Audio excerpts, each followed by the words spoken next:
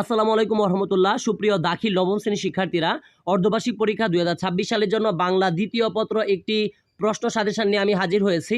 আমি আশা করতে পারি আজকের এই সাজেশন অনুযায়ী যে স্টুডেন্ট ভালো করে বাসায় পড়বে ইনশাল্লাহ সে পরীক্ষাতে যে লিখিত 70 নাম্বার আছে সেটা সে আনসার করতে পারবে। আর অলরেডি তোমাদের জন্য এমসিকিউ আমাদের ইউটিউব চ্যানেল এবং ফেসবুক পেজে আপলোড করা হয়েছে, দেখে নিও। তো দেখো, এখানে তোমাদের পরীক্ষাতে টোটাল সময় থাকবে হচ্ছে 2 ঘন্টা 30 মিনিট এবং পূর্ণমান থাকবে হচ্ছে 70 নাম্বার। ঠিক আছে?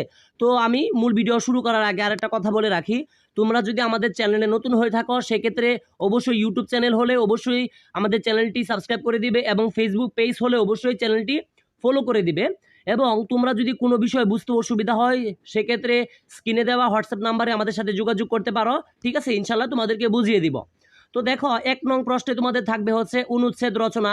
ঠিক আছে? তো এখানে দেখতে পাচ্ছ 2টা অনুচ্ছেদ দেওয়া আছে, যেমন বৃক্ষরোপণ অভিযান এবং শিষ্টাচার। ইনশাল্লাহ এই 2টা অনুচ্ছেদ রচনা যদি তুমি ভালো করে পড়ো ইনশাল্লাহ 2টা থেকে পরীক্ষায় একটা অনুচ্ছেদ কমন পাবে, মানে তোমার 10 নাম্বার কমপ্লিট। তারপরে দেখো 2 নং প্রশ্নে তোমাদের থাকবে হচ্ছে সারাংশ অথবা সারমর্ম। তো এখানে দেখতে পাচ্ছ একটা সারাংশ দেওয়া আছে আর একটা সারমর্ম দেওয়া আছে। তো 2টা মহাসমুদ্রের শত বৎসরের কলোল্লল কেউ যদি এমন করিয়া বাঁধিয়া রাখিত পারিত যে সে ঘুমাইয়া পড়া শিশুটির মতো চুপ করিয়া থাকিত, তবে সেই নীরব মহাশব্দের সহিত এই লাইব্রেরির তুলনা হইত। অর্থাৎ ক নাম্বার এবং খ নাম্বার সারমর্ম এবং সারাংশ 2টা দেওয়া আছে টোটাল 2 নং প্রশ্নের জন্য। এই 2টা যদি ভালো করে শিখো ইনশাল্লাহ 2টা থেকে পরীক্ষা একটা কমন থাকবে। তো এখানে পাচ্ছ হচ্ছে 10 নাম্বার। তারপরে দেখো 3 নং প্রশ্নে থাকবে হচ্ছে ভাব সম্প্রসারণ। তোমাদের পরীক্ষাতে টোটাল 2টা ভাব সম্প্রসারণ দেওয়া থাকবে, ক আর খ লিখে তার মধ্যে একটা আনসার করতে পারলে সেক্ষেত্রে তুমি 10 নাম্বার পেয়ে যাবে। যেমন ক নাম্বার এসেছে বিদ্যানের কলমের কালি শহীদের রক্তের চেয়েও পবিত্র, অথবা 2 নাম্বার এসেছে ক্ষুধার রাজ্যে পৃথিবী গদ্যময়, পূর্ণিমা চাঁদ যেন ঝলসানো রুটি। ঠিক আছে? তো 3 নং এর জন্য এটা 2টা শিখলে ইনশাল্লাহ একটা কমন পাবে পরীক্ষাতে।